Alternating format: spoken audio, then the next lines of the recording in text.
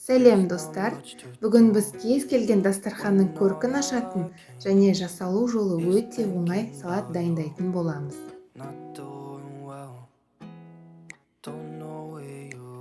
Ол үшін бізге керек ингредиенттер: шампиньон саңырауқұлағы, қызанақ, салат жапырақтары, фета ірімшігі, піскен жұмыртқа және заправкасы ретінде зәйтүн майы, яғни оливковое масло.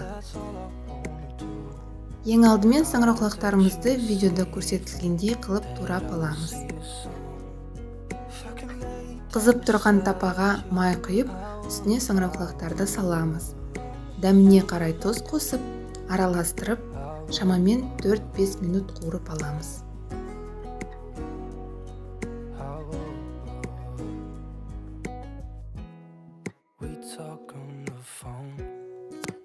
Салат жапырақтарын видеода көрсетілгендей турап, үлкендеу ыдысқа саламыз.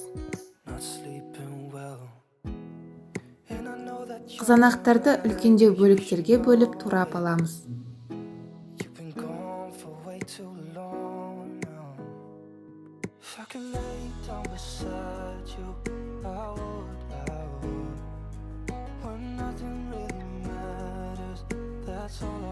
Салат жапырақтары мен қызанақтың үстіне қуырып алған саңырауқұлағымызды саламыз.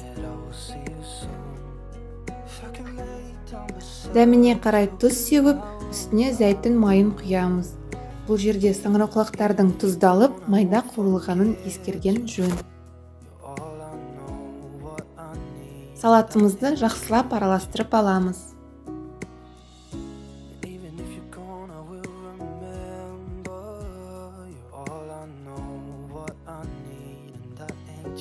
Жұмыртқаны видеода көрсетілгендей ірі бөліктерге бөліп аламыз.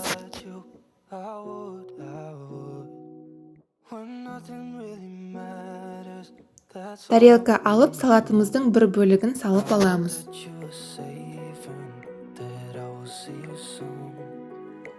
Үстіне туралған жұмыртқаны біркелкі қылып орналастырамыз. Осылай қайталап, тағы да бір қабат салат пен жұмыртқа саламыз.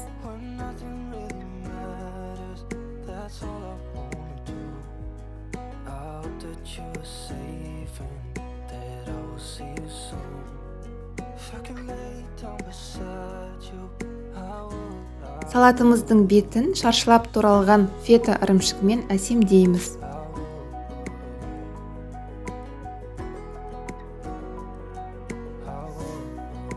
Мінекей, дәмі тіл үйіретін, кез келген дастарханның көркін ашатын және жасалу жолы өте оңай салатымыз дайын. Видео ұнаған болса, каналыма тіркеліп, видеоларыма лайк басып, комментарий қалдыруды ұмытпаңыз.